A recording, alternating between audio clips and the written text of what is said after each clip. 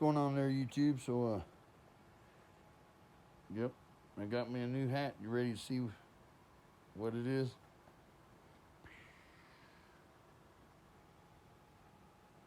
See if it'll focus. I know it's backwards because I flipped my phone around, but Romans 1:16, not ashamed. I'm not ashamed. I also have a plaque that says that. I've been hanging in my house for a while now. And, yeah, come to think of it, since we moved here, I don't remember seeing it. But, anyway, I just wanted to touch base with you guys about my wife. And you know, they got her there in Chattanooga, Tennessee now, and they did her first surgery. They put a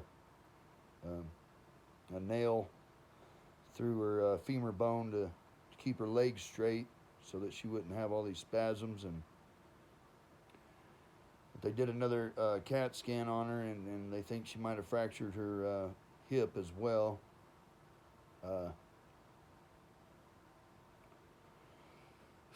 You know, I pray that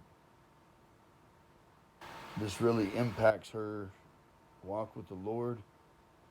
She finally admitted to me that she had, you know, fallen away from the Lord. And, you know, I just told her, I said, you know, when does honesty start?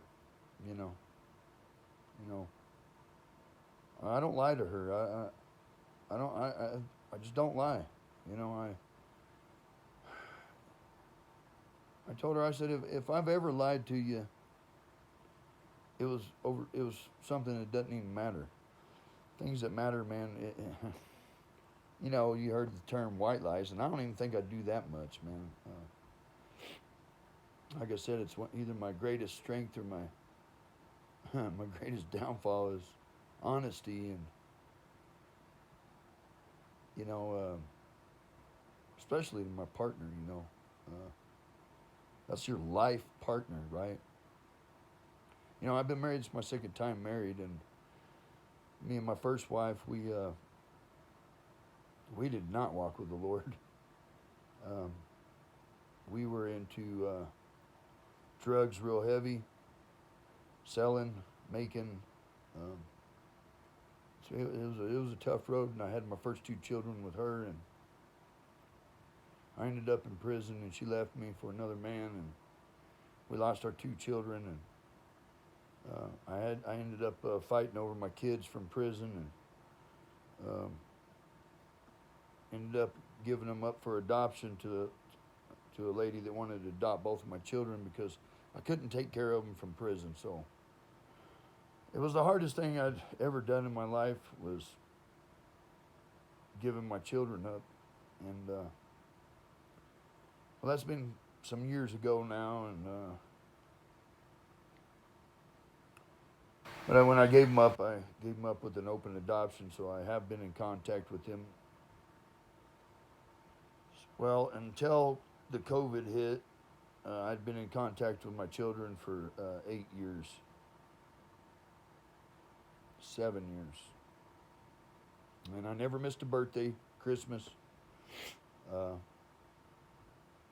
You know, whenever I felt like I'd send them money to, and even though the lady, they were living in New York, and I was down here in New Mexico, Las Cruces, and so I, you know, just was a long distance dad, which I didn't like, you know. And I've always wanted my children, you know.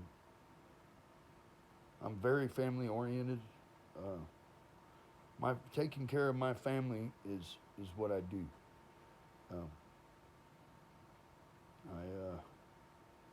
You know, I don't drink, I don't drug. I don't even take. I do testosterone because I'm on testosterone replacement therapy. Other than that, I don't do anything else. You know, I drink too much Dr. Pepper, I think. You know. But anyway, my wife, she wants to come home, and I'm scared. I'm scared to.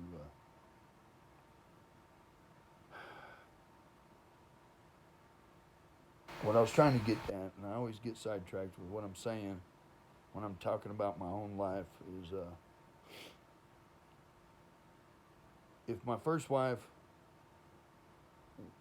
while I was in prison, would have got her act together, and even after cheating on me or whatever, uh, after having 2 kids, she had 2 more kids while I was in prison, and I'd still gave it a shot because we were married, and I loved her. I loved her.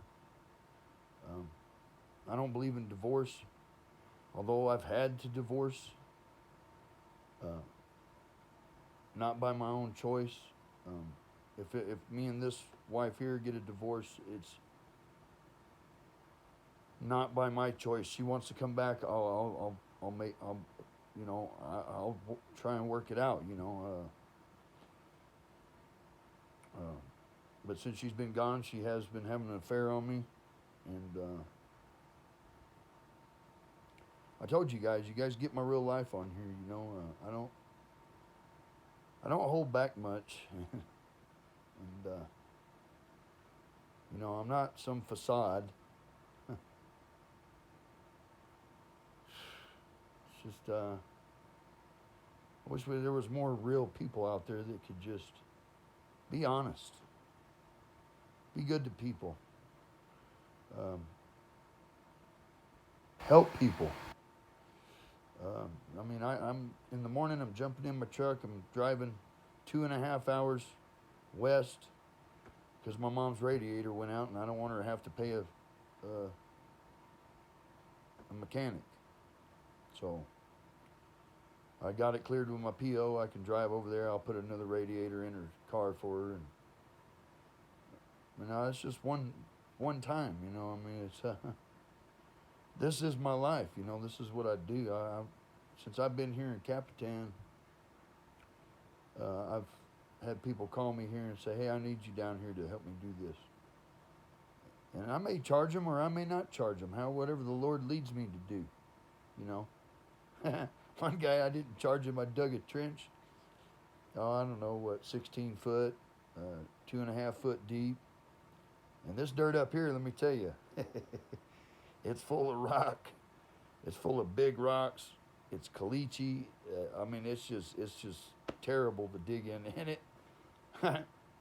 it had been raining, so anyway, I dug this trench for him, and because he wanted to move the water line from here around this corner over to here by this building, and so I got done. He's like, "Well, what I owe you?" I said, "You don't owe me nothing, man." Well, I had my 6-year-old with me, and so I just was caught up with my 6-year-old there after I had got done, just kind of goofing off with my 6-year-old there, and he went over there and put some money in my console when I wasn't looking, So I shook his hand, and later, man, think I did a good deed, and get down the road, and my 6-year-old goes, "Hey, Daddy, there's money right here." I was like, "That, dadgummit, man, he paid me anyway." I went to go back, and he was already gone. So I ended up seeing his mom later on that day, and I said, "Your son pulled a fast one on me." He did? I said, "No, it ain't bad." She goes, "Oh, okay." I said, "Yeah, I wasn't going to charge him for some work I did over there, and he paid me anyway when I wasn't looking, But I do that a lot, I do. Especially for people that have lost somebody, like their husband, the widows, and the Bible tells us to help orphans and widows, and so I do, and I don't even think about it. It's like, no, ma'am, I just, this is a praise report right here. A lady, this lady's house burnt down there in Las Cruces, and she got a GoFundMe page going, and I come across it by order, all my steps are ordered, So I come across this page, and she's got 2 disabled kids, and her husband's a retired police officer, and he's in bad shape, and their house caught fire, and it's their only home, And so the Lord directed me to that GoFundMe page. Well, it went on, and I kept putting money on there, 40 here, 100 here, whatever I could, my tithes. And just, I do believe in tithing or giving to the needy. And to me, I'd rather give somebody like that help than a church that pastor drives a Jaguar,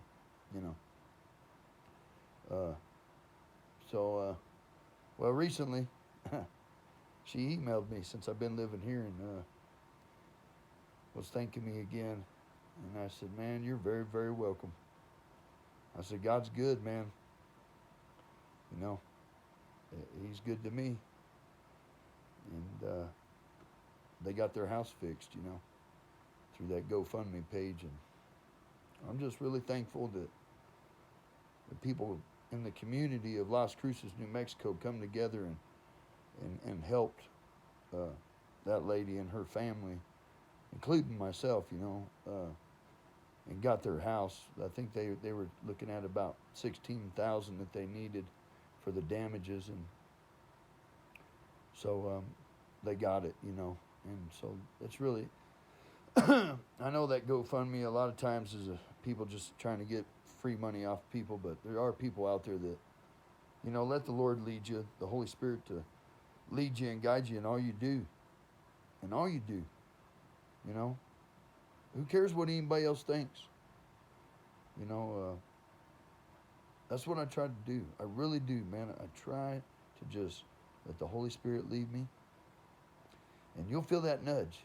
You'll feel that nudge, man. And you can go with it. But you got to have, pray for discernment as well. Because sometimes that nudge is telling you not to. So you got to distinguish between the good and the evil of that situation. And I've been wrong at times. But was I really? Because who knows what it'll do for their testimony, or where they are 5 years down the road, or whatnot, I mean, my life has been longer than 8 seconds, baby. You know what I mean? A bull ride, that's for sure. And so, anyway, you guys be blessed. I'm just ranting, just ranting. And whether me and my wife make it, that's in God's hands. I put it in His hands, and I hope we do. But I can't control anybody. All I can do is control me. And I can't even do that half the time. I got to rely on the Lord to control me. So, God over everything.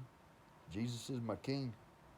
I will not stop. I will not quit. I will not give in. I won't throw the towel in, and I ain't going to pull any punches either.